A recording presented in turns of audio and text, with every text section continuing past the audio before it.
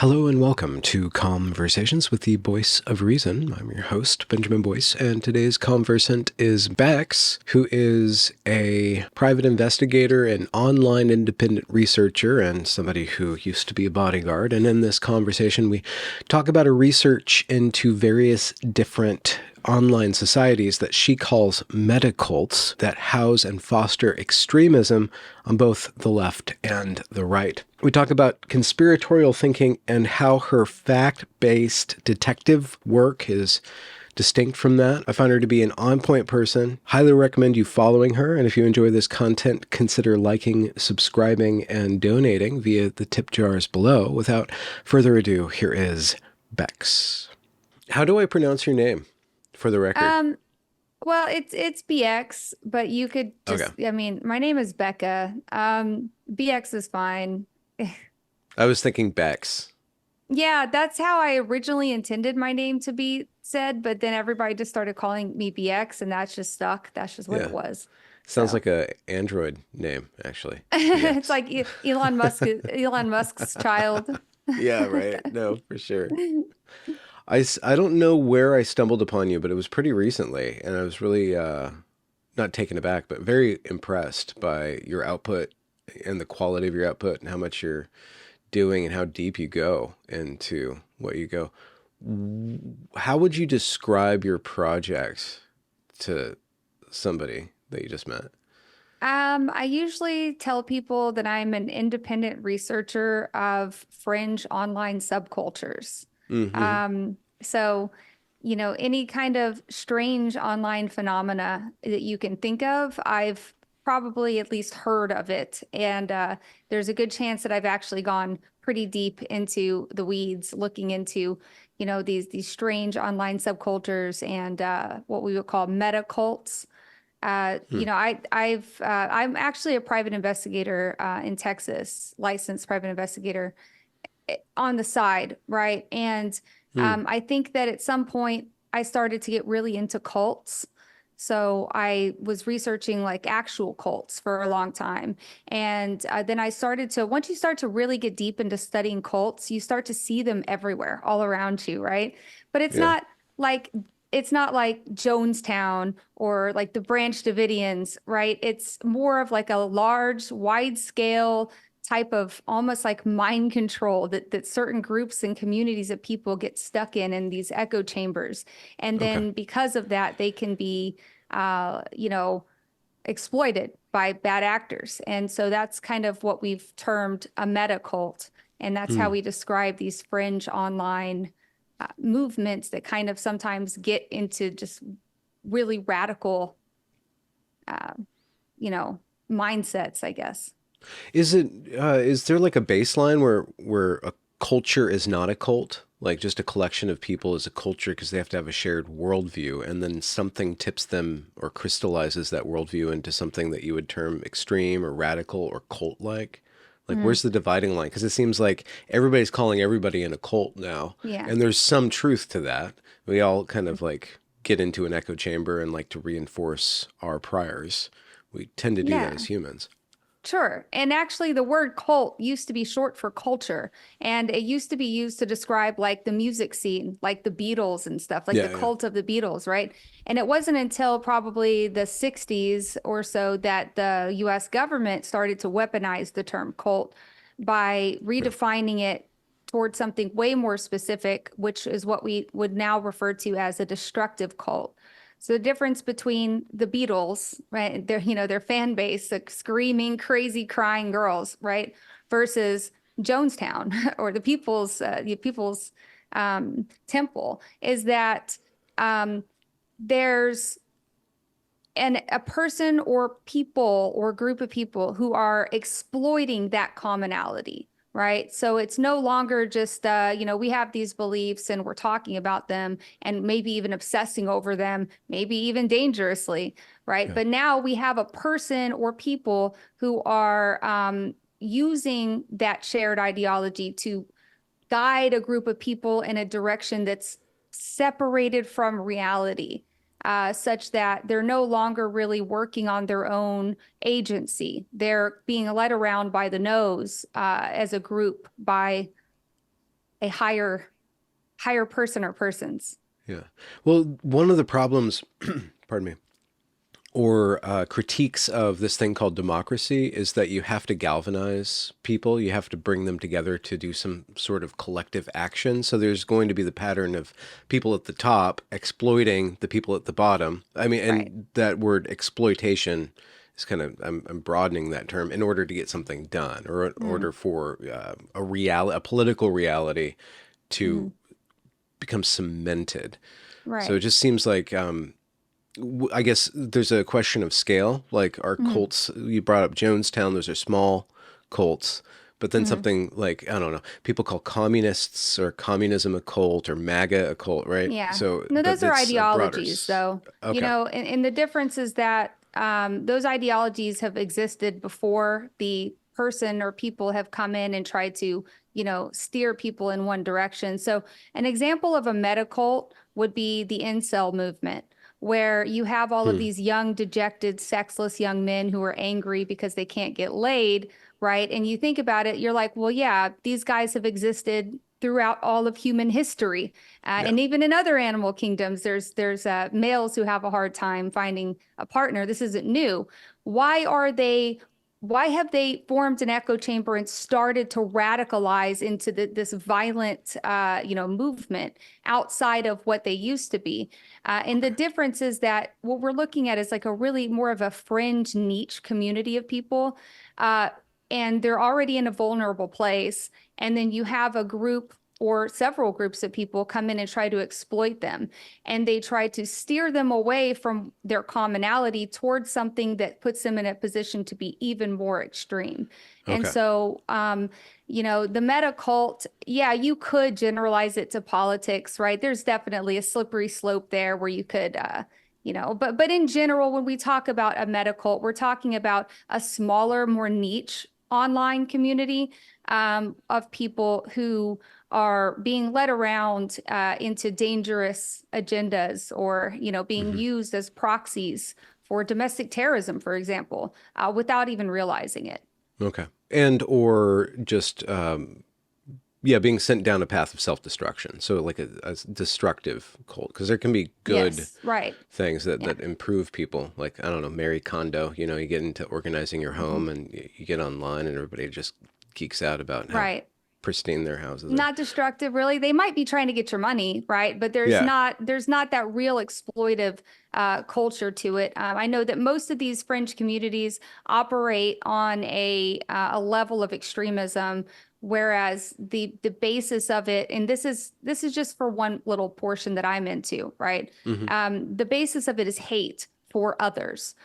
So obviously, white supremacists or ethno-nationalists who are super anti-racial minorities, or incels who are super anti-women, or anti-Chads and Stacys, right? It's always us Hmm. versus them. Yeah. And they get Okay. into a mindset where the only solution for them that they can see is, a violent uprising, so to speak. Have you studied much into de-radicalization, or like the patterns of people removing themselves from these meta cults, these destructive cults? And That's something that's kind of not really in my wheelhouse because not dark enough. well, no, that's not it. But Okay. I have touched on this stuff because I've done a lot of exposés on the government's counterterrorism apparatus. And a big Hmm. part of that counterterrorism apparatus, which is, funded and controlled by the Homeland Security, it has to do with de-radicalizing people. But I disagree with a lot of their strategies for de-radicalizing because a lot of it Hmm. relies heavily on censorship and trickery, manipulation of social media algorithms, big tech, censorship, and sometimes you start to reveal some really dark, things that they're doing in terms of trying to say, well, the danger of letting the government run this kind of thing without transparency, right, is that they fund these groups that say, you know who's a threat? White supremacists. You know where white supremacists come from? The right wing. Therefore, we need to censor the right wing. And that's kind of, so you see these political agendas taking hold. Hmm. So they're Yeah. missing the forest for the trees because they don't really care about stopping radicalization. They're trying to push a political agenda and fight against a political party they don't like. And, they're trampling on our rights because Yeah. the Homeland Security is funding it. So I've done a lot of exposés on how the government counterterrorism agencies are useless, not Well, really yeah. doing anything to prevent terrorism and, censoring us in the process. It makes sense that it becomes political at that level because they're looking for funding. So they have to see Right. who's in power and then try to get the money from the people in power. And Absolutely then it super becomes corrupt. political. Yes. Yeah. Mhm. And it also could be the case that that broad scale, like Homeland Security apparatus, is trying to get shortcuts. Censorship is a shortcut. Like, you're not actually reforming anybody by shutting them up, right? Right. The real work of de-radicalization would be much more humane and much more human, and not be And able those to do scale it. exist. Those do Yeah. exist. I think that most of the ones that I've run across in my studies have been disasters, like scandals, even, Hmm. to the level like with what I saw in the incel movement, which you can read about on my Substack. I've started to put out my research into the incel community and the counterterrorism apparatus that was in there, not helping anything at all. In fact, I think that I made a pretty strong argument that they were making it worse.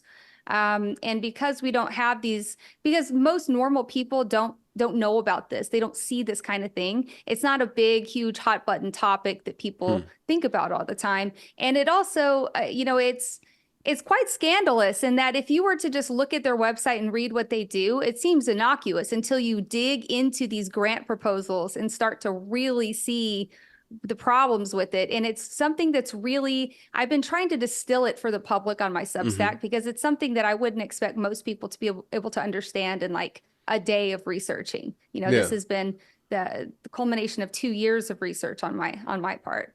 What put you on this story? Yeah, so I basically so the way I've started on all of this is that I started to do research into mass shootings, and I found out that like the deeper I dug into mass shootings, the more I began to realize that these aren't just self-radicalized lone wolves, right? We always think that it's just this one crazy person, but in reality, I started to realize that all of them share a common feature that's being overlooked, and that commonality is that they're radicalized online in these niche sub-communities. And that radicalization may in fact be more of a one-on-one kind of individualized radicalization. So basically, what Groomed. I was starting to what I was starting to find was that some mass shooters have been groomed online by these shadowy domestic terrorist provocateurs, right? And this was a really hot take a couple of years ago, but I think more and more now, I'm not finding many people who push back on this idea anymore. I think Hmm. it's becoming something that most people start to realize and accept. And I think that 2 years ago, when I was screaming about this, I think I was too early and people were like, she's crazy. Well, why would Um, they be defensive in that way, you think? Well, What's that's a changed? really good question. And that goes, and it's because the terrorists who are doing this, their strategy is working perfectly. So this is where I stumbled upon the rabbit hole that's accelerationism. Mm. And before I talk about accelerationism, I just want to preface this by saying that we're not talking about like the Landian Nick Land acceleration or the E acceleration bro thing, like the EACC thing you might have seen online. That's not what we're talking about. It's completely different. I get a Okay. lot of people who are like, no, what are you talking about? We're harmless. And it's like, this is something different. This is something that's more But accurately are they called. harmless? That's to be Well, determined. yeah, I don't really Other know that much conversation. about Yeah. them, to be honest. But these, Yeah. like, when I say that, like, you can argue about, future consequences of some ideology, but what we're talking about here are domestic terrorists who are planning terror attacks on the United States right now. And it's a national security emergency, and it needs to be, Okay. it needs to be fixed rather than some kind of future consequence, I guess, which is Okay. probably what you're talking about. But so these types of accelerationists, they're a type of violent extremists, and they rely on using tactics of domestic terrorism like mass shootings, attacks on critical infrastructure, infiltrating protests and provoking violence kind of things. And they're doing this to accelerate societal collapse. So their goal is to use that attack to then incite infighting and division, and they're hoping to get us to blame each other for that division. So they don't want to make it seem like they don't want to say accelerationists did this, haha. They want you to think the white The other supremacists did side, it, yeah. or the deranged liberal gender confused person with Trump derangement syndrome did it. Right. And in that way, they can incite us or provoke us to start fighting with each other over matters like gun control and censorship. And that's been the goal with some of these acts of terrorism, is just to get people to blame each other for it. This isn't really a theory anymore. It might have been 2 years ago, but today this is something that's widely recognized by the FBI and Homeland Security and all of the counterterrorism agencies. All the countering violent extremism groups have recognized acceleration as a serious threat to America and the West in general. I would say that there's a disagreement between some people about whether this represents basically like a Top product down. of the far right, Okay. or if it's but in my opinion, it's not. In my opinion, it's something completely different. It has nothing to do with the far right whatsoever. Okay. Which So that term, of course, has been thrown around and muddled so that you don't know what it means anymore yeah, anyways. it's really difficult, but you can tie, ethno-nationalism or, white nationalism or whatever to the right. And then you can bring up things like Charlottesville, which is just a chaotic event, but it used a lot of symbols that got a lot of people freaked out. And then you can Also use that. infiltrated by accelerationists. So, Okay. when you start to go really deep into this, you start to see, oh, this isn't just some fringe theory. They've been pulling big strings for a long time, including January 6th. I mean, all of it comes down to these people who are trying to accelerate division and get people to blame each other. Now, in my opinion, this isn't like it's not just a group of people who call themselves accelerationists and like sit in little forums and read on an ideology. This is more of a tactic or a doctrine that they use, and it can be used by anybody. It can be used by white ethno-nationalists. It can be used by national socialists, eco-fascists. It can even be used by, DC think tanks because it's effective. Right. So depending on who you want to basically pin or blame for the attack, you can, it's easy to see how this could be used to enact a variety of political goals by a variety of different types of people. Mm-hmm. I guess to get back to the question of why were people so defensive about this, you ask the question. One asks the question, "Who benefits? Cui bono?" Mm-hmm. And Mm-hmm. one would say whoever's trying to get power out of that disturbance or disharmony in society, and then it leads you towards the QAnon kind of stuff. Like there's the shadowy cabal, top down, Right. globalists. Also Like how do infiltrated by you? accelerationists, but yeah. Okay, so you're just saying there's these tactics that anybody can use, and everybody is using them. There's no I wouldn't say that end goal everybody other is than using them. okay. I would I say mean, that, but like from a variety of yeah. places on the political Mhm. compass. Technically, now anybody could set up a patsy and try to do something to create a political agenda, and that's not necessarily accelerationism unless they're also trying to collapse the system, because the term accelerationist means to accelerate the collapse of society. They want It's full entropic. chaos. Yes, they want civil war. They want the smoldering ashes of the West so that they can rebuild whatever kind of weird fascist idea they have in their head. And there's different ones. There's the people who are National Socialists. That's probably the most common one. There's, so you think that who else might want to collapse the West in that way? We have a lot of enemies. We have a lot of foreign enemies. All of them want us to collapse in that way. And once they've seen that this kind of thing is very effective, then obviously they're going to exploit that. Back to what you were asking about why people push back on it. It's because people have been, I hate to use the word brainwashed, right? But they really have been sold by the media this, this narrative that, oh, guns are bad. Gun control is the answer. It's because of guns. It's because of guns. And the other people say, well, come and take it. We're going to be here ready. We'll start a civil war over this. And that's exactly what they're wanting. And most people have fallen perfectly into those buckets. And it's because of that underlying psychology that this works, right? And it's the same reason that when you try to push back and say, hey, what if it's something else? What if there's people who are playing you right now? That people get defensive because it doesn't fall into their little bucket of preconceived bias there. Yeah. So I think that that's why. But I think people are starting to soften up to this idea. Yeah. Well, so there's been a lot of really strange historical events happening in the last 8, 9, 10 days. When we had a shooting of a former president, or the attempt, well, no, shooting, and the attempted assassination. And then all of a sudden, like 24 hours ago, the other candidate, Joseph Biden, who had been saying he's running, just suddenly just releases this note on Twitter of all places, this PDF, no official stationery, that he's withdrawing, and we haven't seen him since then. So we have, and I'm watching the story about the Trump shooting kind of come out, and a lot of people, like from the bottom up, a lot of people just like putting together the facts as they see fit, and we have a lot of reluctance on the part of the Secret Service and the government to release and to be open about that. So there's just, it seems like we're entering into a more and more untrustworthy government. And so in that trajectory, that makes this accelerationism really easy to ascribe to them.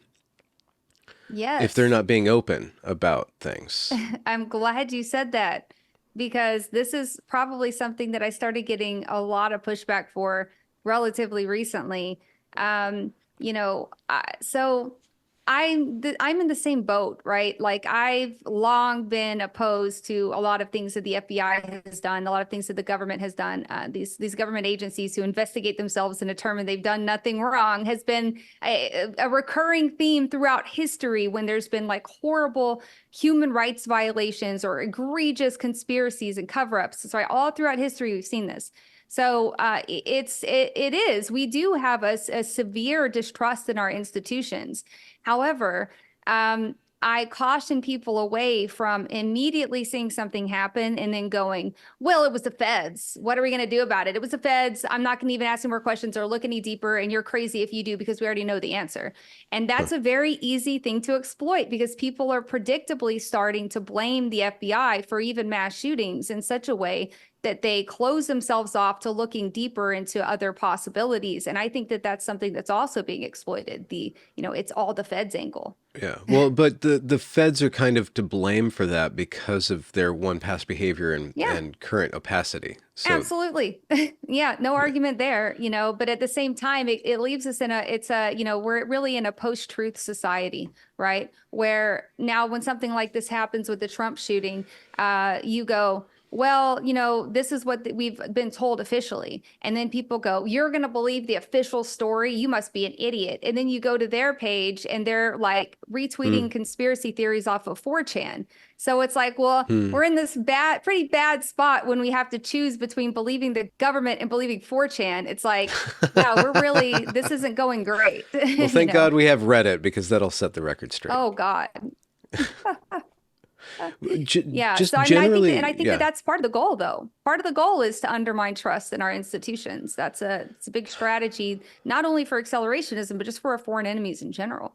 Yeah. Well, I mean, that brings me to the question that I reached out to you. We're talking about PSYOPs. It was a few weeks ago, and it was really interesting. You had this way of breaking it down, and I was just wondering how to become unpsyopable. Right. What are your thoughts? And like, where do you fall down? Who's to blame for this? Is that the wrong way to think? Who's to blame?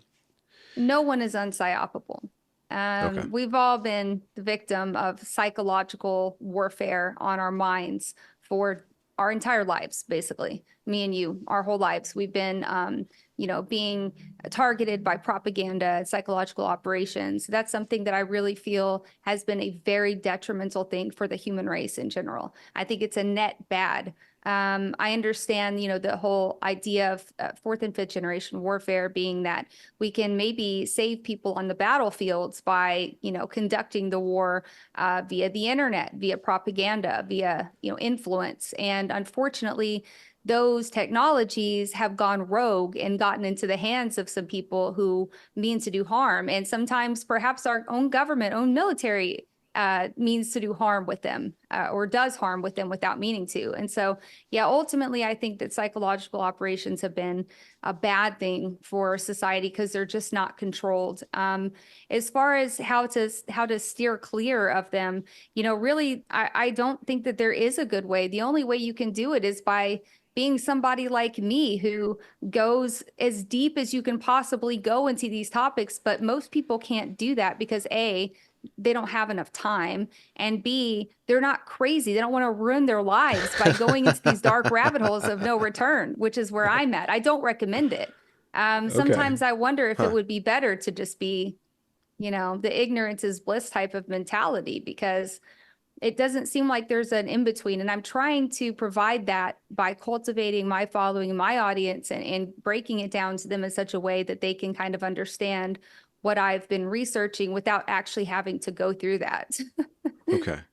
It seems like, and I'm not deep into your work, but just talking to you and watching what I've watched, you're not picking a side. It doesn't seem like. It seems like you're on the side of like personal agency, kind of a very loosely, this term might be cringe at this point, classical liberal kind of, everybody can make up their own mind. You're not really that left, you're not really that right, or you're willing to criticize both sides. Where are you? Right.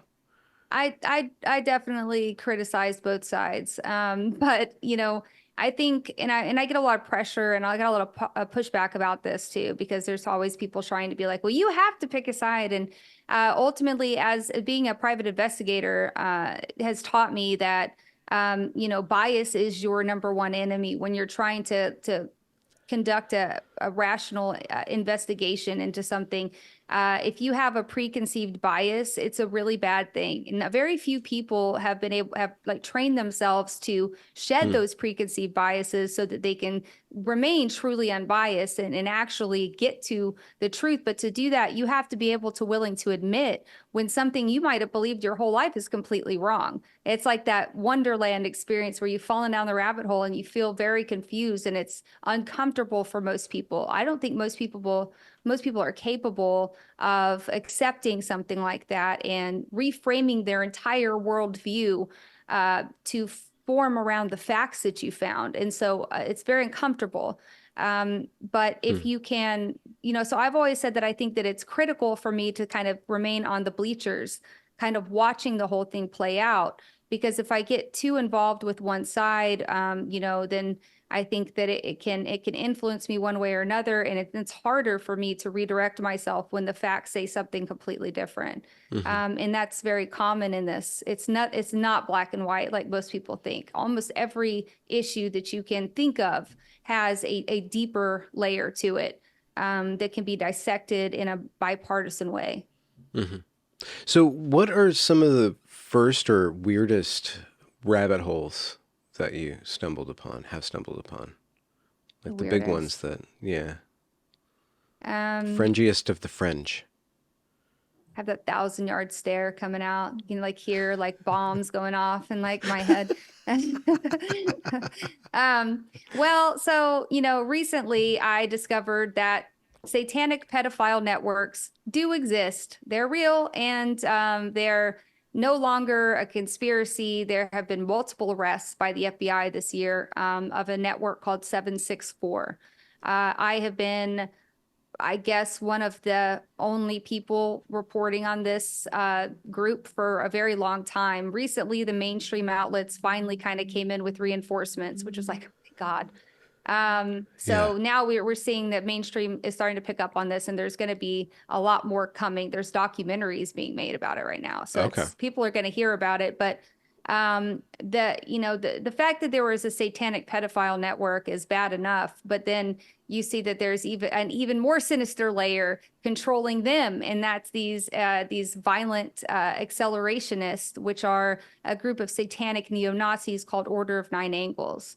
And Order of Nine Angles is a decades old, Gladio era cult that was formed by a National Socialist named David Myatt, who um, wanted to find a way to collapse or cause enough chaos and infiltrate and influence things enough to get National Socialism into the government, which proved to be a very, very hard feat. It hasn't actually played out yet, but this is how we start to see the development of accelerationism. One of the very first accelerationist terror cells was the satanic neo-Nazi cult that was built kind of as a facade to instill National Socialism into institutions. Where did that originate from? Well, so it originated in the UK. There's a lot of, back and forth about, I mean, David Myatt himself is in my Twitter messages all the time trying to tell me that he's not the leader or didn't, that everything I know is wrong and that, none of it is true. But we have to look at the facts and the evidence, right?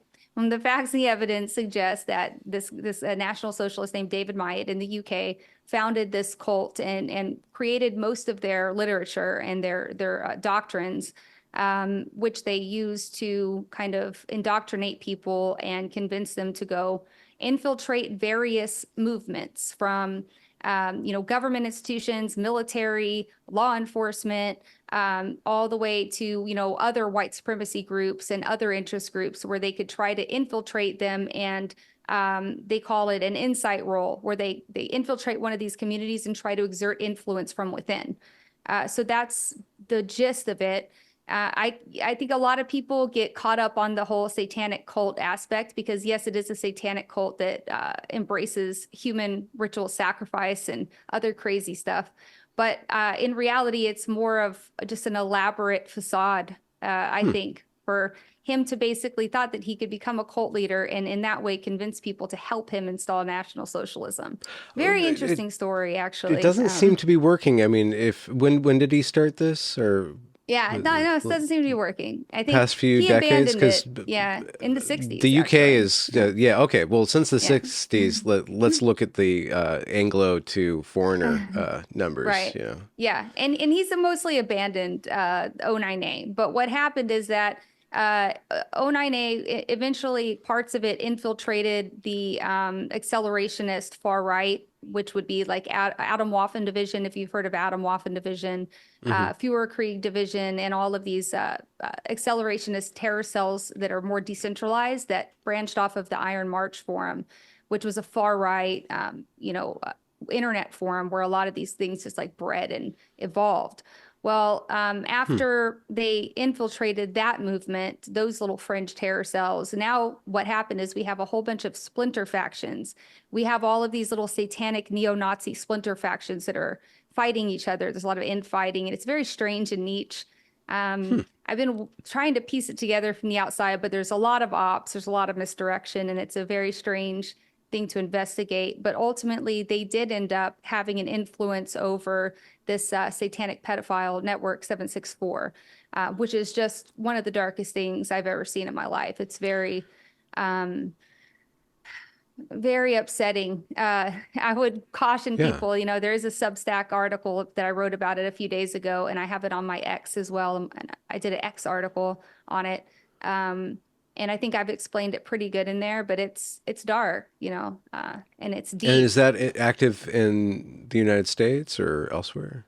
It's all over the world, but ultimately the goal is to collapse the West. And when we say the West, we're talking about like the Five Eyes, basically, right? We're talking the US, UK, Canada, Australia, New Zealand, kind of the West.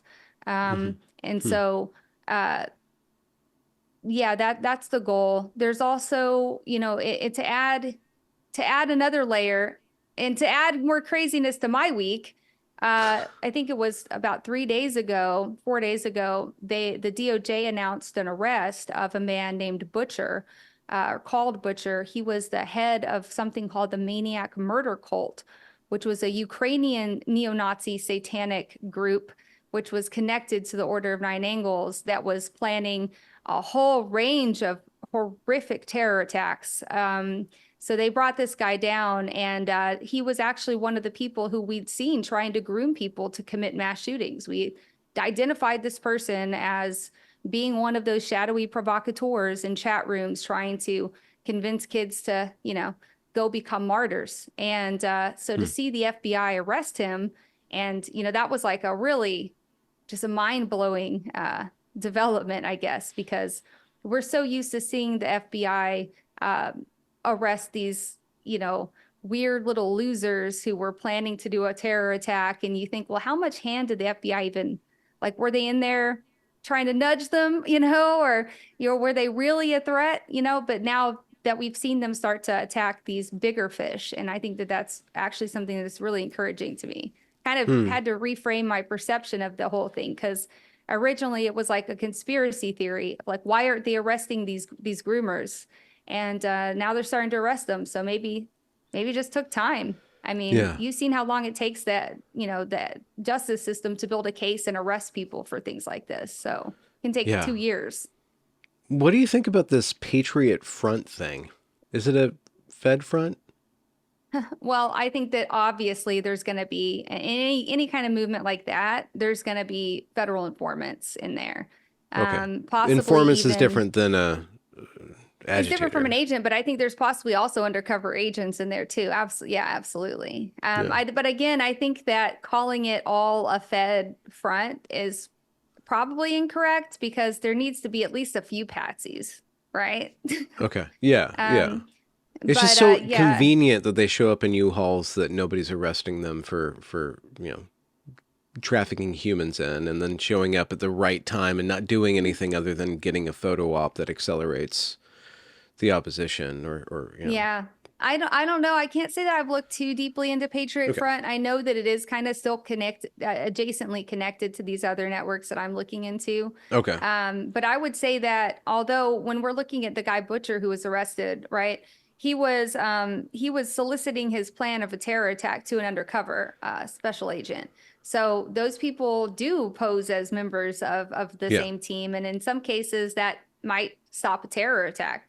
Right. But in other cases, they might, who knows what they could be doing? They could be doing more harm than good. So it's a double-edged sword. Right. I think that it's you don't really want to look at the FBI or any of these agencies as a monolith. Right. There's lots of different divisions, and there's field offices, and there's top-down instructions from the DOJ, which I believe to be very corrupt. And I think that there's a lot of boots on the ground in the FBI who do care and do good work, like especially with like the child trafficking, child exploitation divisions, who probably need way more funding, to be honest. But I think that it's hard to characterize the entire agency as like this evil monolith, when in reality, you've got good people there, you've got bad people there. And I think that what we really should be pushing for is more transparency and disciplinary measures against, rogue agents who do things that could be considered, trampling on your constitutional rights, for example, or maybe provoking or entrapping people. Yeah. It's weird. You dropped the DOJ. You had an opinion on that, the Department of Justice. What you said something about corruption. What's your opinion on that? Well, yeah, I think that there's a lot of corruption that comes from the top of the DOJ level. I think that if there were any kind of massive conspiracies that you could think about as far as the justice system goes and FBI, I think it would probably come more from there, because, the DOJ has a lot of authority over like the local field offices of the FBI and stuff. And when you look at what happened with so I've been really involved with another journalist named Ken Silva. If you haven't looked into him, he's great. He's done this whole he's done this whole project called the Fed Files, and he has really been on top of exposing these operations, including that with Patriot Front, PatCon. And he's great, right? Mm-hmm. And so when I'm looking at the stuff that he does, it's undeniable, right, that the DOJ is kind of pushing for some fishy, catches. For example, the January 6th riot, right? Like they're out there spending all these resources on prioritizing arresting grandmas who were standing in a building when we have satanic pedophile terrorist networks that need to be addressed. Maybe those should be a higher priority, but because there's so much of a political agenda that, like we were talking about earlier, the political agendas get abused, and so now we're taking resources away from where they're needed, which is human trafficking. Jesus Christ. I mean, the human trafficking and child trafficking problem in this country is appalling. Like, most people have a hard time believing how bad it actually is, right? And then you have, these online cybercrime, domestic terrorism rings who are plotting to kill a bunch of racial minority kids by handing out poison candy dressed as Santa, which is what Butcher was doing, right? So you got these people plotting these actual maniacal terror plots against New York City. And meanwhile, the DOJ is all tied up prosecuting the January 6th defendants. It doesn't make a lot of sense. Have you studied the networks like Antifa or networks on the left? And is there like a difference in how they're organized or they operate as opposed to these Nazi-ish kind of networks? Well, yes, a little bit.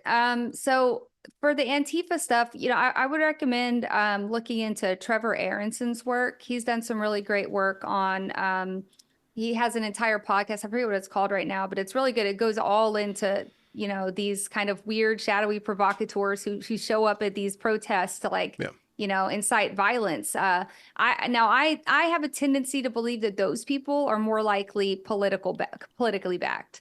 And that's the difference between, the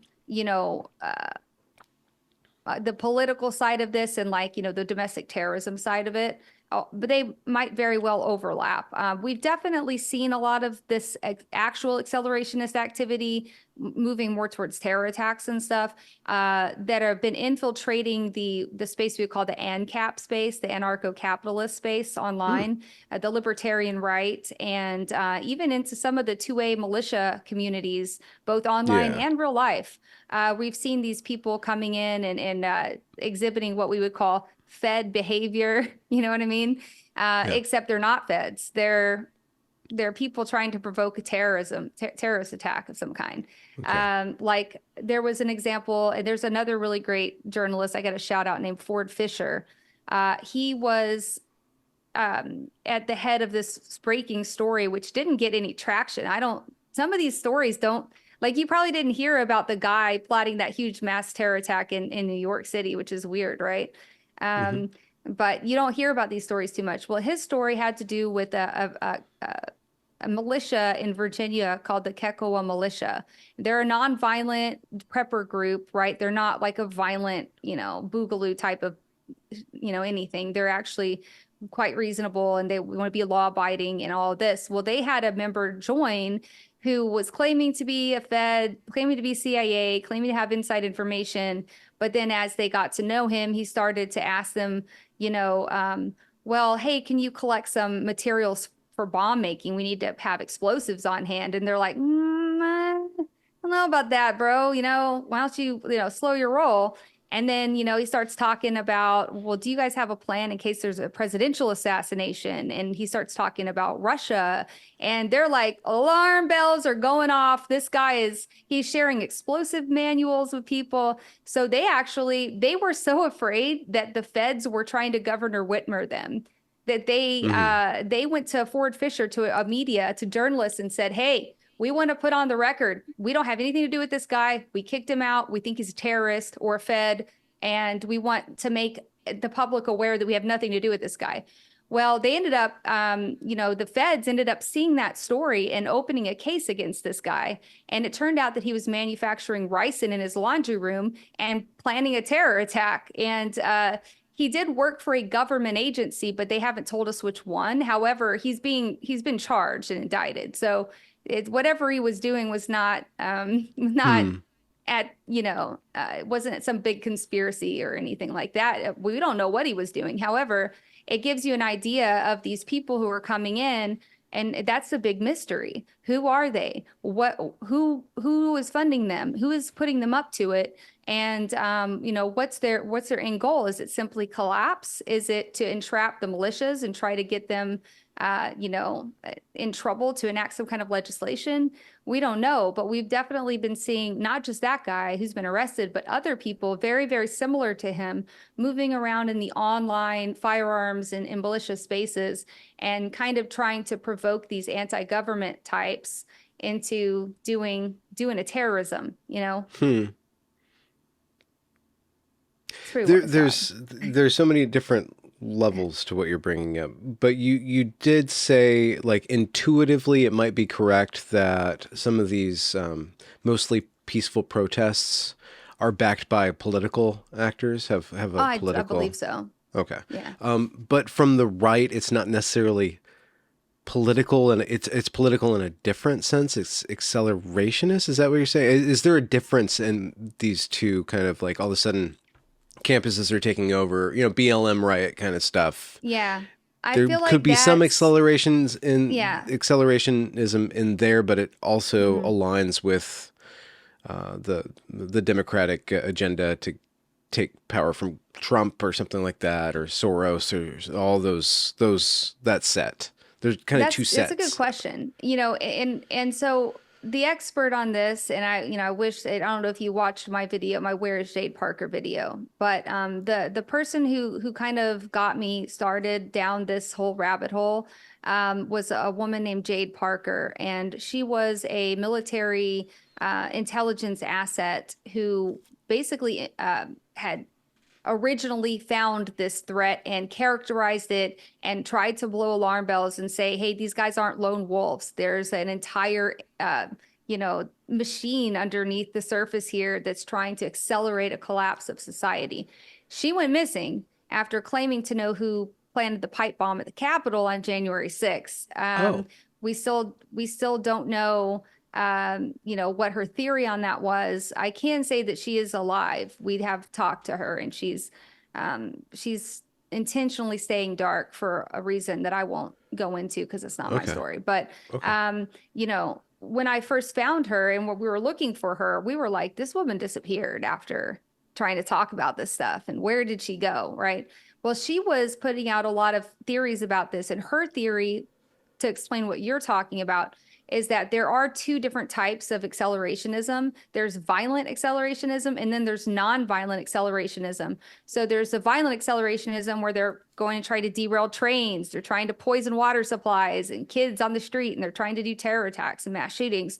And then there's another angle where they're trying to, enact nonviolent political agendas or subvert political agendas. But her theory was that they were trying to, like, for example, astroturf somebody like Bernie Sanders into a position of power because they thought that that would be best for their eventual collapse. So they're going to work for a political candidate, the one that they think is going to have the best chance of enacting their end goal of collapse. And so I don't know. hmm. She's never really elaborated on whether she thinks that those are two different groups or whether Yeah, they're the same. Again, I think that this is something that's used by multiple groups towards the same end goal.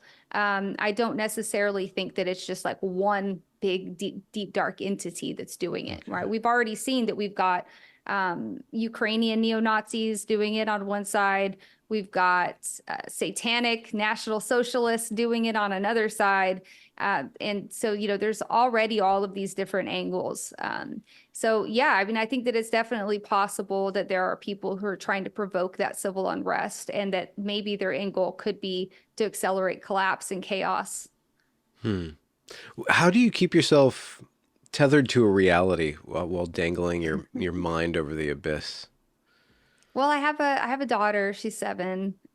So definitely just try to do my best to log off and Hmm. touch grass a lot. And grass touching is a very good prescription that I think everybody should do a lot more of that. I think that that's honestly the solution to everything that's wrong with us is just to log off more and get Yeah. more fresh air and reconnect with, the Put your limbic physical world. system out to pasture for Right. a bit. Yeah. Yeah.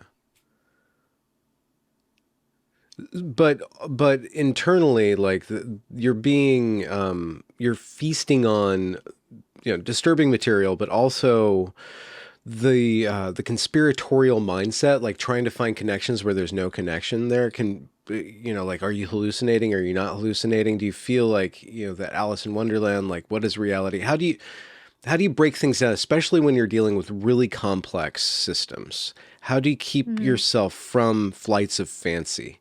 Is it just by not making decisions, not being very tentative by making narrative threads, or how do you Right. allow the narrative to be built? Yeah, so I've explained this to people before as saying that, a conspiracy theory, that's kind of a loaded term because if you're doing this kind of work, you have to have a theory to base your research on, or else you're just kind of, Yeah. forming a theory is a good thing, but you have to keep in mind that it's just a theory and that it's something that you could debunk at any given moment. So we've had countless examples of times where we've gone down some weird rabbit hole, thought it could be something, but then found the facts that said, oh, never mind, this is just, something innocuous or it's something else Mm. entirely. You have to Hmm. be willing to accept that. And so, yeah, it's always kind of a tentative thing. Even now, it's still kind of a tentative thing. There are certain things that have come out that we can quantify. There have been arrests made. There are, Hmm. so now we have more firm facts behind certain types of these narratives, like the satanic pedophile network 764 has multiple arrests. The mass shooter groomer guy getting arrested last week is another big one that basically tells us that we're on the right track. So, I Mm. don't have any inside information about this kind of stuff. So I might be looking into, like, I had previous run-ins with this guy online, this butcher person, right? And I knew he was a bad guy, like a really bad guy, like the worst, right? But at the same time, I didn't know that he was about to get nabbed and arrested. That was a shock. But when that happens, it's a huge, like, wonderful, validating feeling, right? Where you're like, I wasn't hallucinating that one because now he's in jail and he was doing all of those things and that was actually real, you know? Mm. So I think that that's probably the thing that keeps me going the most is seeing these guys actually starting to go to jail now after all Hmm. these years, starting to see action being taken and Oh. realizing that, maybe I can even play a role in kind of spurring law enforcement to act, because for the satanic pedophile network, one of them or a couple of them actually were sending me very serious threats for a long time, death threats, and specifically towards my child. So obviously I was a little upset, I was a little Yeah. mad about it, and I did cooperate with authorities and give them all of the information that we could find about this guy because I wanted to find him because he was threatening to kill my child and me, right? When I say threatening to kill me, I'm not like, I'm going to kill you. I'm talking like, if you don't delete all of your tweets about us in 30 minutes, I'm going to show up at your house and kidnap your daughter and shoot you in the face. So, like, real specific stuff, right? Hmm. And then that guy was arrested like about a month later and charged with planning a terror attack. He was planning to kill some people. So, yeah, so when you see stuff like that happen, you're like, wow, maybe I could have influenced that a little bit by my Yeah. involvement there, right? But it's also, it does it's very stressful, obviously. I mean, Yeah. it's Yeah. pretty stressful. Sometimes I think to myself, like, how did I get here in life? Yeah. What Why compels my you? life's not normal. Like, I Yeah. don't know. How do I date? I'm like, how am I going to go on a date and explain what I do? It's very strange. Like, you know, start Yeah. talking about satanic pedophile networks and like, whoop, check. So, no, but it's definitely weird. It's not something I feel like I can talk to my family about at Thanksgiving, you Mm. know. So I Hmm. kind of just keep it bottled up and talk on podcasts about it, and Yeah. the word's getting out. I think I think my parents would be really mad at me if they kind of knew more about how serious some of this stuff has gotten, though, Hmm. in Hmm. terms of like threats and you know. Yeah. Is the life of a private investigator as boring as one would suppose, or as exciting as it's made out to be? Yeah, so I think most people think it's really exciting. By the way, the stuff that I'm doing, what I'm talking about now, it's not this like it's not under my license. This is just my independent stuff. The Yeah. private investigator work that I do is mostly pretty boring. Yeah, I say that there's only two possibilities for doing private investigator work. You're either, which is the most likely, you're sitting in your car really needing to pee for hours and hours and hours on end with nothing happening, or I mean, sometimes the alternative is absolutely crazy car chases and just like insane, That you real know. happens? When I say car chases, it's funny because like you're chasing somebody, but they don't know it, right? Yeah. So they might be going 120 miles an hour, and your boss is like, stay on them. And I'm like, fuck, you're not gonna pay for my ticket, lady, you know? Um, and so sometimes it can get really intense, but mostly they're not supposed to know you're following them, so it's only intense for you. Yeah. Um, Yeah. but yeah, so I'd say that mostly it's like 80%. It's like 80-20, Oh 80% wow. Okay. boring. That's less boring than I thought. I thought it'd be like 90%.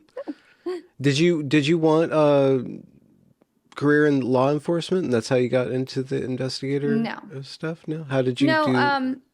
well, You so just I was a pro shooter for a long time. I did competitive pistol, rifle, shotgun shooting, and I was oh also a women's self-defense instructor and a handgun instructor. So in Texas, I could do my license to like with my license to carry instructor course and my all my credentials, I got a level 4 PPO certification, which is basically a bodyguard. It's like the highest oh level cool. of armed security you can have in Texas. So I was a Oh yeah. bodyguard for a Yeah. while.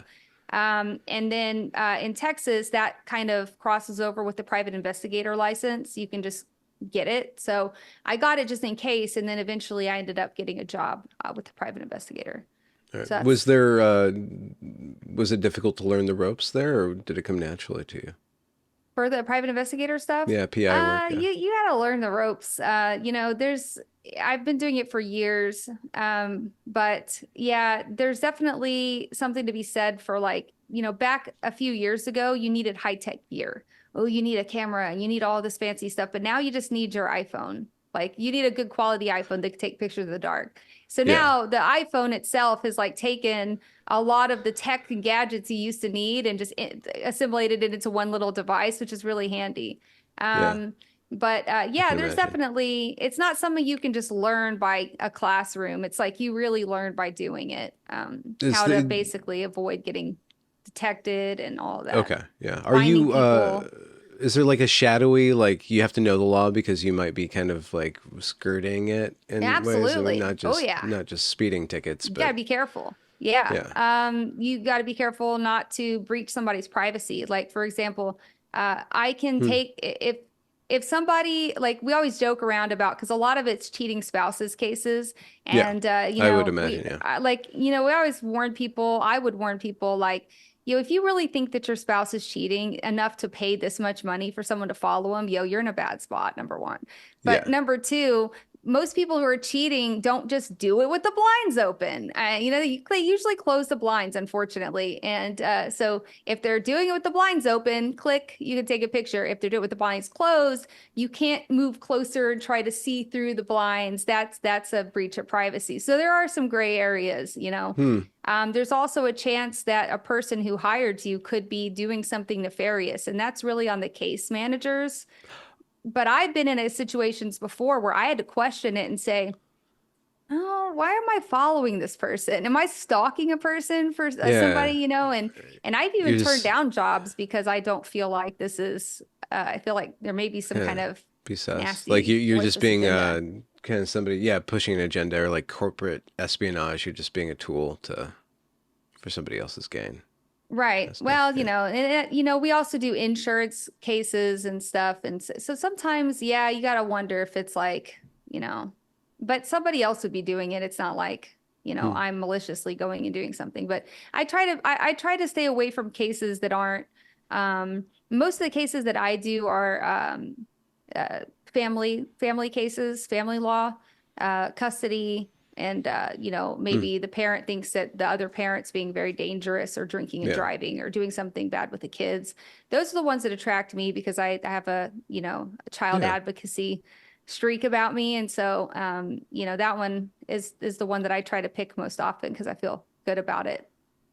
Speaking of child advocacy, what was your take on the Sound of Freedom movie? Specifically, like the reaction, the mainstream media's reaction to that? Was that What do kind you of mean the sus to you? reaction? Well, I mean, like Rolling Stone coming out and saying it's like this big conspiracy plot. Like it seemed like, and maybe it's just like my conspiratorial mind. Like they're trying Yeah. to, they'll conveniently push a Yeah, that's narrative when it's, interesting. Looking at it, looking back on it. So I'd had some experiences with Tim Ballard's company before.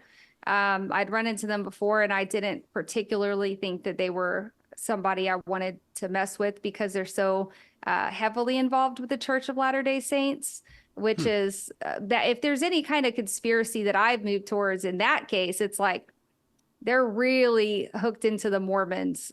hmm, There were some people who were crying foul about some of the things that they'd done in Haiti and that they weren't really a very clean organization and that they were doing it mostly for just like views, right? Like it was all like a reality show kind of thing.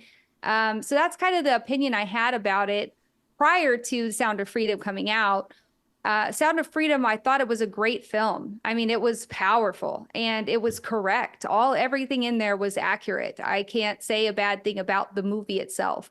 But I understand kind of, I guess, why the mainstream media were attacking him personally as opposed to just his message, because he's really far like a right-wing figure and he was a political figure. And again, I think that if you're in that advocacy field, I think it does benefit you to kind of stay out of the political space for that hmm, reason, because hmm, people tend to maybe not take you as seriously, or yeah, they'll tend to fight you over things. What I've tried to steer away from people calling me right wing a lot, but people still do it. I mean, I'd say that I do lean more right on key issues, but I'm not a political person. I'm not going to go shill for a political candidate. You know what I mean? okay, yeah, Um, but for the Sound of Freedom, like, I was suspicious of Ballard in general and his group. I wouldn't like work with them, but the movie itself was really good, and I thought that everyone should see that movie for sure because it's reality. hmm. Uh, is it a PPO? Is that personal protection officer or Yep. operative? Okay. Yeah, personal protection officer. As a female holder of a PPO license, what's your take on the Trump security? There's been a lot of memes and disparaging remarks about the females in that moment, that I've seen a iconic lot moment. of this. Again, like I've really investigated deeply the manosphere, red pill type of, and then the incel movement. And I can tell you right now that there are a lot of nefarious political agendas and misinformation and people trying to guide this specific anti-woman narrative. I've seen it personally. I know that it exists. You don't have to agree with me. Okay, I'm not going to get off into the weeds about it. So, But pretty much every time I see something come out about the DEI thing, I'm like, this is some kind of op. This is somebody's pushing this agenda for DEI thing because against DEI. yeah, no, I think that they're yeah, against it. Yeah. I see these same accounts, and not to say that it's not real and that it's not, a problem in a lot of ways, right? But I've seen it like trying to shoehorn it into areas like places it doesn't quite fit. And Hmm. I've seen it being astroturfed as a big serious issue. And I've kind of been behind the scenes with some of the Boeing stuff, not behind the scenes. I don't want to say that, but like I've seen a different side of the Boeing controversy, right? And I've seen that Boeing has terrible quality controls and that they're shortcutting their supplies and they're buying things from backdoor Chinese suppliers, and it's causing quality issues. And I think Yeah. it's actually kind of funny that people are blaming DEI instead of looking Terrible into like what's management. actually causing it, right? Yeah. So some of that just seems like they're trying to shoehorn the DEI issue. As far as the whole Trump secret security thing, I do have a kind of a different view on that as a woman. I understand that I am small and I'm not as strong as a full grown man. I use weapons. I'm not going to try to actually guard a person with my body. The way we work in my field is that we have a team of people. We have the big burly dudes in 5'11", and they're physically more suited to actually bouncer, right? To Yeah. bounce people away from the The client. bodyguard part Uh, of the and bodyguarding. but as a woman, we're in high demand because we blend in. That means that we're the ace in the hole, sitting in the corner, right? So you can flank somebody who's, for example, starting a mass shooting. We have, we do trainings where we plan for all of this, right? If somebody's going to be drawing fire over here in a big vest, this big burly guy in a vest going to draw fire, then I'm there, blending in with the crowd to flank them. It's also good for female clients or people who have females with them who might need protection in the restroom, things like that. Yeah. So there's a lot of advantages to having women on your security team, but that doesn't mean that they have to fulfill the same role as a man. I mean, I believe in physical differences and that we should exploit those physical differences, right? So if I'm better suited to sit in the crowd and look pretty and pretend to just be part of the concert or whatever, or the rally, then that's what I'm going to do because that's what I'm best suited for, right? Do you miss that work? It sounds kind of fun. It was mostly boring again. There was some, sprinkles of excitement. And, the thing is that even though it might be boring or it might be fun, you might be going to cool concerts, to big corporate parties and stuff. There's always that heavy understanding that your job is to draw fire. And your job is to respond to a shooter or respond to a threat with, put your life at risk. And, a lot of times you start to realize in some of these parties or whatever, all these people hate you. They don't like you, right? They don't think that you should even be able to have a gun. And they kind of turn their noses up when they find out that you're there for security. And you're like, man, I'm supposed to put my life on the line for this asshole, Yeah. So then I start thinking, well, I've got a kid and it's not something that I really it wasn't something I wanted to keep doing. So I don't do that anymore. Yeah. Yeah. You either die a hero or live long enough to become a good mom. Kind of situation. Exactly. To realize that you're in a bad spot and that you don't really need to be dying for these people. Maybe. Yeah. Yeah. Speaking of your work writing, does that come naturally to you? Has that been difficult to do, or is it something you really enjoy, and where do you think it's going for you? I've always really enjoyed writing. I feel like I'm a weak speaker. I feel like I'm much better with writing than I am with speaking. And I know that I'll watch a podcast that I do and I go, okay, that wasn't as bad as I thought it was in the moment. Yeah. But I'm always my thoughts are real jumbled when I'm talking. It's sometimes it's really honestly therapeutic to get it out on paper and be like, there's a story that was on my mind. And now I can put it there and I can send it to people. People can read it. I think that's been a really good thing for me. And, I've been putting a lot of this investigative work out on my Substack in a way that I think it's pretty digestible. I also did a little more of the creative stuff with the Where is Jade video, which is the pinned tweet on my Twitter. Highly suggest everyone watch it. I know that I'm just I know it's mine. So of course I think it's good, but I've gotten nothing but positive feedback and people saying Twitter's suppressing this video, but this changed my worldview kind of comments. Wow. So, I enjoyed that. And I'm hoping to make some of my other articles into similar videos like that. Yeah. What do you prefer, the writing or the video making? Because your video making, I just have to say again, great. Very well done. Thank you. Kudos. Yeah. Well, it starts with writing, right? It starts with me writing that. So my idea was I'll write the Substack piece first and then I'll voice over it and put it in a video. Yeah. Kind of thinking that might be the way to go, because it's so funny because when I make the Substack, people are like, well, when are you going to make it into a podcast or a video? I don't have time to read. Yeah. But then when I make it a video, I have people who are like, is this written somewhere? Because I don't really like to watch the video. I'm like, okay, maybe it wouldn't be so bad to have both. And you start with the script and publish that. And then, from there. But the thing about the video is that it takes a lot of time. Yes. And I do that by myself. I don't have any really help with that. I just do it on, Resolve. And so it's not that professional, but I think that it does. That's where 80% of my compliment comes from. I know how much time it takes, and it's obvious you put in the time. Yeah. Yeah. Do you dread a book that you're going to have to write? Is there a book? Do you think all these different lines are going to come together into something? And by dread, I was making fun of the process of sitting yourself. That's correct word. Yeah. So I feel like this is my steps to doing that are publishing these Substack articles that will eventually become a book.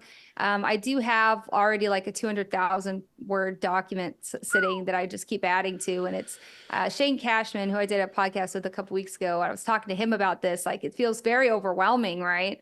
It's so overwhelming. How am I ever going to finish all this? And he just says, you got to just word vomit. You just got to dump everything into a giant, massive document and just dump it all there. And then it's just your word vomit, and you're going to have to go back and clean it up. So that's what I've been working on doing. That's what's coming out on my Substack, are these, longer pieces. And they're not just like little short articles. They're pretty long. Yeah. And I'm hoping that eventually I can tie all of that in to a book, because I do think that I've got a lot of things on my chest that need to be told. Yeah. What's the central topic or thing? Is it accelerationism? This thing of accelerations that you're thinking about, or the human condition of falling prey to insanity, or? I think it's more so, I think it's all of those things, but I think that there's a connective string that goes throughout all of these topics that we've talked about here, and even other ones that we haven't, that they all end up being connected. There's always some kind of connection between all of these kind of fringe topics. And I think that the underlying current is extremism and accelerationism for sure.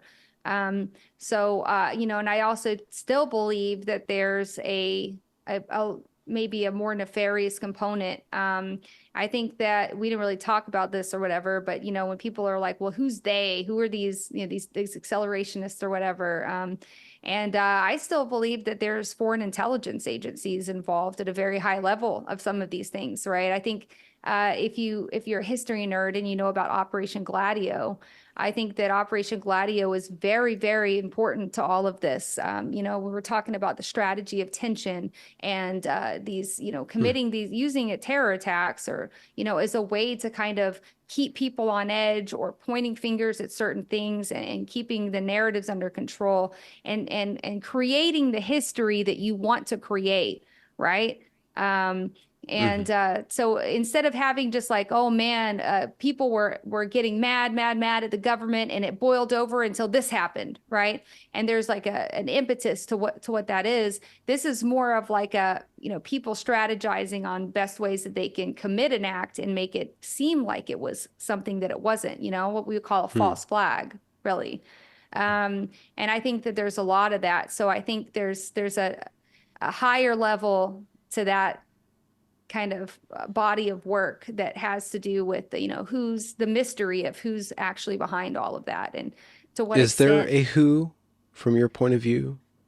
Well, that's what I'm saying. Like I do believe that there's foreign governments involved. I haven't really actually. These are my theories, and I have evidence that like lend Foreign interests. credibility to that suspicion, but I don't have the names of them. And if I did, I probably wouldn't be telling it to you on a So, podcast. well, of course, but you go in the foreign interest direction rather than like a globalist kind of taking over of the West, a global communist kind of Yeah, no, I go cabal. more towards I tend to steer more towards the idea that there's just a whole lot of people out there that don't like us. Yeah. And I think that they're really good at psychological operations, and they're really good at propaganda and seeding narratives into our day-to-day discourse that might help them to get the politician elected that they want. So there's a lot of foreign governments interfering in our elections, and it's Yeah. way above and beyond what we consider like Russiagate, or like it's way more than that. Like it's really intense when you start to think about it, and you start to see all these narratives kind of connecting, and realizing that the world really is a stage, and we're just sitting here and watching it all play out, right? And I think that that's probably the most important thing to realize, is that so much of what we see in our reality that we consider is real because we have no reason to think otherwise. I think that more than we realize are manufactured narratives that are part of a big psychological warfare campaign against the United States. Yeah, I think we're all victims of it. Do you have a white pill or a counter narrative that you think should be seeded?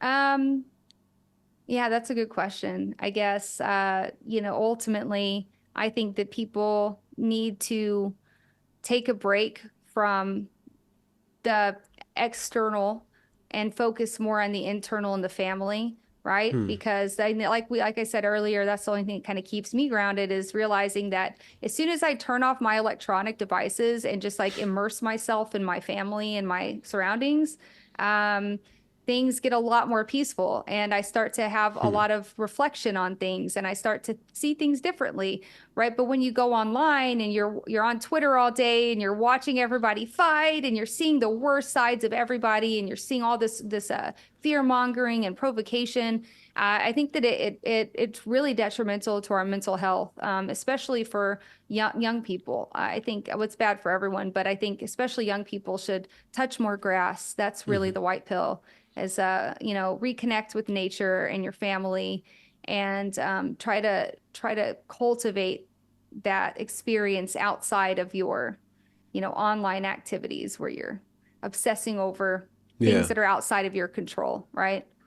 Well, bringing the mom angle back into this, do you have a strict no electronics policy for your daughter? How do you plan on No, raising oh her with God. regard to the internet? Okay, no, I she's wish, right? Pokemoning But like all over the I'm a place. mom, like I gotta do the dishes sometimes, you know what I Yeah. mean? And like, we are we're pretty strict about YouTube, her YouTube watching. I don't Hmm. like YouTube because I don't, well, first of all, even the You don't videos trust for it. kids tend to be, well, kids, like preteens tend to be like just so like ADD. I'm like, this video is giving you ADD, like 100%, right? So I hate the way they do that, like Mr. Beast and like yelling. Blah, blah, blah. So I'm like, all right, we got to cut that down. But also, I think that they do kind of sneak narratives into there that I don't like either. I Yeah. don't like social political issues being snuck into kids stuff. And but the predator networks that we've investigated have all originated online. They're all online. They're targeting kids in Roblox, Minecraft, and Hmm. all these other communities online where they target kids, and parents don't even realize that their kids are being targeted by these guys because they're just on their phone playing Minecraft. They don't realize that they're also in a Discord server with violent extremists, right? Hmm. And so or predators trying to groom them and get, child exploitation content from them. And I've seen it happen to a lot of like really well-meaning and good parents have been the victims. Their kids have been the victims of this, and it's always our a lot of people's first inclination to blame the parents, which I try to get people away from doing because I've seen these parents and they're normal people like you and me who would never think this would happen to them, and it's very Hmm. traumatic. So I think that the main thing that I tell people is to helicopter the shit out of your kids' internet presence, helicopter the shit out of it. There's no reason why you shouldn't have every password and be able to do everything that they do in that phone. And I get that people disagree with that because of trust building and stuff. And the other aspect of that is to educate your kids on why you're doing it, educate them on what grooming looks like, educate them on what these types of people are doing and how they can harm you. NCMEC, Hmm. which is the National Center for Missing and Exploited Children, they've actually been doing some public education campaigns that aren't getting a lot of traction, but they're pretty good. Hmm. Documentaries that talk, short documentaries, that talk about, um, from a parent's point of view whose kid has been harmed, and they kind of just go through it and talk about it. And I think that's important for parents to see. And I'll be doing a documentary here that'll come out next year about the 764 Satanic Pedophile Network. And it's going to feature a lot of parents talking about how their kids were victimized. And I think that stuff like that is really powerful for Hmm. parents to realize that, I get a lot of people who go, that would never happen to my kid. And it's like, man, that complacency is a bad way to think about things, right? Because you're kind of burying your head in the sand and saying, I don't even need to see this because that would never happen to my kid. Yeah. Um, but kids are sneaky. So even if you think that you don't give them electronics, they have it at Yeah. their friend's house. Kids are And sneaky. yeah, Criminals are sneakier. Yeah, it's like, with guns, I've done a lot of education, kids education on guns, right? And I have a lot of parents who are like, why do I need to teach my kid about gun safety? We don't have guns. Well, yeah, but like, don't you want your kid to know what to do if they go to a friend's house and see a gun, right? Like you don't live in like an isolated, Hmm. vacuum. Your kids are going to go out and they're sneaky. They're going to break rules. They're going to get access to that phone and Minecraft and stuff. And so I think that it's twofold. It's educating parents and then getting parents to educate kids. Maybe even educating kids, you know, uh, more formally. I'd be okay with public campaigns for that kind of thing. I'd be okay with the government even acknowledging that this exists. It seems like they're not even acknowledging it exists. They're pushing other things on our kids in schools, Yeah. right? Yeah. Well, Yeah. why are they talking to them about these online harms that are so detrimental, not just to, Some of the materials engagement? actually teaching them to lean into it too. Yeah, it's all, yeah, it is kind of teaching them to trivialize things like sex and, I feel you. I'm more of the mind that like we should be teaching kids about how these predators groom kids online and how to recognize it and how to stop it, right? Yeah. Because, the first thing that they try to do is they try to convince the kids that their parents don't understand them. Oh, you're non-binary. Your parents don't understand. They don't actually love you. They don't actually care. And now you've got a kid who's confused, vulnerable, and they've got an adult who's trying to or somebody who's pretending to be a kid who's convincing them that they can be trusted and that their parents can't. And that's the perfect way into grooming. So yes, it is absolutely a foot in the door to grooming when you kind of convince kids into this confused state that their parents don't understand them kind of thing. Yeah, Hmm. totally. We're going about it all wrong. And we're really seeing kids who identify as LGBTQ, we're seeing them disproportionately affected by these networks because of that, because they feel outcasted, because they feel like their parents don't understand them and that they need a community where they belong. And that's putting them in a more vulnerable spot. Yeah, absolutely. Do your material, you deal with very salacious material, very extreme fringe material that a lot of people don't want to think about or that they have a dark curiosity about. But it's very fascinating and rather awesome that you tie it back to like actually this is it's not as salacious because it's right next door. Yeah. Like there's Uh, every little it's not even phone next is a door. It's window. it's in your Yeah, hand. it's Yeah. in your hand. So it's actually what you're doing. It seems the content's like, whoa, satanic pedophiles rampaging through and trying to overthrow the government with the nationalist socialist agenda. It's like, and they're in your Roblox, you know. So it's like, and Just actually, read the Substack. I promise it probably makes a lot more sense than me babbling, but the evidence is no, there. It no, is real. Like, yeah, but I I'm know not it sounds saying crazy. it. Yeah, just it sounds very extreme, but Yeah. you tie it to very practical. You Mhm. tie it into very practical ways. It's like kind of like gun safety. It's like this sounds really extreme. It's actually Right. very practical. Yeah. And, I might play on that a little bit on Twitter, right? Because Well, you sometimes if kind you of get have to. people, Yeah. yeah, sometimes if you get people real riled up, like, you sound crazy, lady, and then you start dropping receipts, and then occasionally something will catch on and you'll get a lot of traction and engagement. People will Yeah. like start to be, you hook them in with something that sounds crazy, but then you start to convince them that it's actually, giving them the proof that it's actually real. And, the goal though is to reframe our understanding of domestic terrorism, number one, so that we're not so easy to fool when a transgender shooter does something and they made a manifesto that said fuck white people or whatever, right? And Hmm. then instead of looking directly at the left and starting to fight and saying it's because of this, it's because of this, maybe starting to ask more questions about who they were talking to in that chat room. That's where Hmm. we should be looking. So I would like to get people's focus more on the truth behind where these people's ideas are coming from. And sure, sometimes they might. It's not. This isn't like a one size fits all kind of thing. There are just crazy white supremacists out there. There's crazy school shooters out there. There's crazy people out there. But in some of these cases, mostly it's usually pretty easy to identify which ones are suspect. I think that we should be FOIAing and getting more information from the government and demanding transparency on them. Hmm.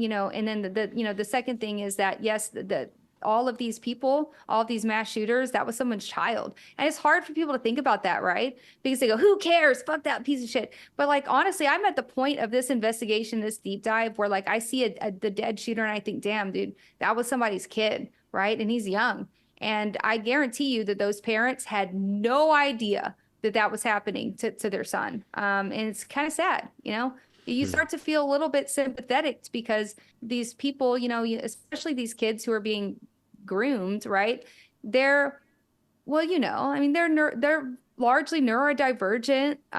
They're not like these strong, muscular military Chad types, Yeah. right? They all look like a kid who's been sitting in his room playing on the internet for 10 years of his life. And that's really something that I don't think that enough people are asking questions about or like looking into enough. Really deeply looking into what's causing this stuff. But the kid, you know, your kids are getting groomed in chat rooms. That's the fact. I know that these resources already exist, but I think you do very well by making a parent guide to online extremism, because it seems I just trust, like, having listened to you, I kind of trust your point of view. It's not like an overtly political point of view, because you know, trying to disparage people and stuff like that with the weird things. But I don't know if you already have that in the pike or the pipe or whatever it is. Yeah, but it's something that I've definitely been kind of toying around with. And I think the problem is that I need to get myself to a point where I stop researching for a bit and focus, because yeah, you know, it's right now, it's just we're in the middle of it. Now now international criminals are being arrested. People who we saw on chat rooms are being arrested, and it's just like one thing after another. So it feels very overwhelming, but I definitely intend to do something like that in the future. That's something that's absolutely on my to-do list. Yeah. So, two kind of similar questions. Where can people find you, and how can people get involved if they are inclined to get involved with the work that you're doing? You know, that, so for the first one, you know, I would say BX_on_X. That's my Twitter, and I do most of my stuff there. And I have a link in my bio where you can watch me do art, for example. I do art also to kind of, you know, like I encourage doing the right brain stuff, right? You have a lot of the left brain stuff. You got to do the right brain. So you can find all that on my Twitter too. My Substack is BX Writes, and I'll give you the link. You can drop it. Yeah, in it'll the all be description. linked down, but some people like to hear it. So as far as how do you get involved, man, don't. With the investigation side, I get a lot of people offering to help, and I don't want anybody else to have to go through what I've been through. I mean, you might be able to, like, you know, come to this conclusion naturally, but when you start shining a light on these shadowy provocateurs who are inciting domestic terror attacks in the US, they get a little angry. They get a little mad at you, you know? Maybe not something that most people should take on without extreme security measures. That's the first thing I would say. Don't go vigilante on this one. It's dangerous. But I would say, you know, the biggest thing that people can do to help is really just sharing our work, sharing our research, and, you know, sending this to friends and parents. And my 764 story is the one that I put on X and Substack.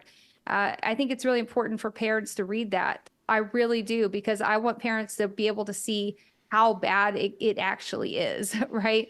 So I would say that for now, just sharing our content around, and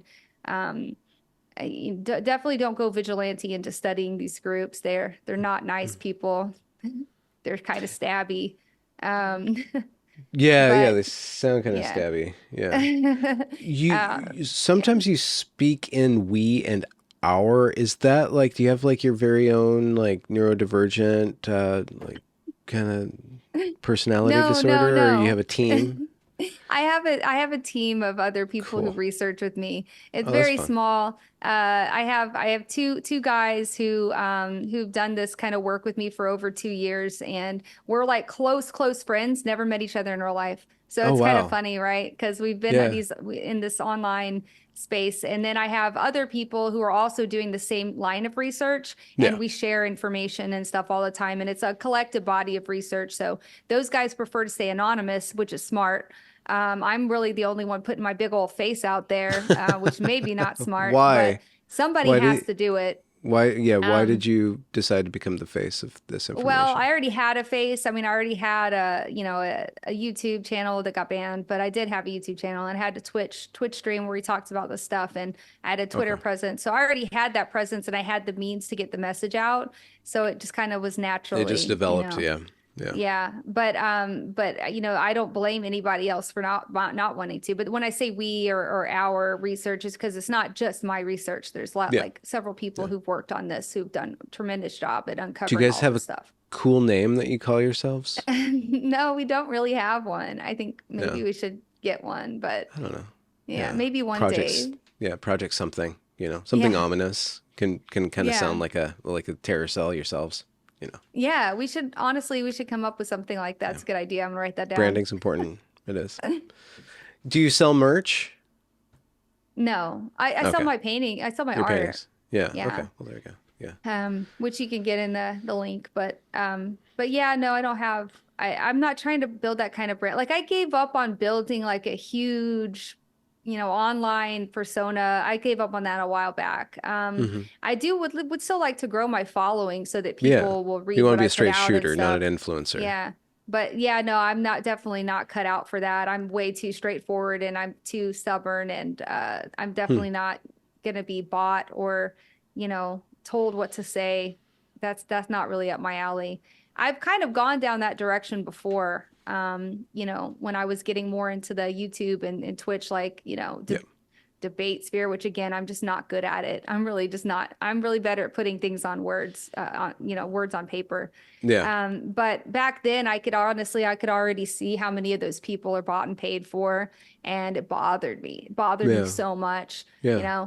like they're normal people. I have met them in real life too. And like they're normal people. You'd have a drink, but like, man, online, man, like I feel like a lot of stuff is not organic. Hmm. And I don't think that's a club they would even invite me to, because I don't think that I fit that mold of somebody who would, you know, Toe the take that line. deal. Lick the Yeah. boot. Yeah. Yeah. Yeah. Bex, thank you very much for like taking the chance and on this interview and showing up and giving me your time. It's been fascinating conversation. My audience is going to love your work. Well, some of it's probably going to be pretty terrifying for them. So love is probably the wrong word, but it's great to Find it have met very you. interesting, hopefully. Yeah, yeah, no, absolutely.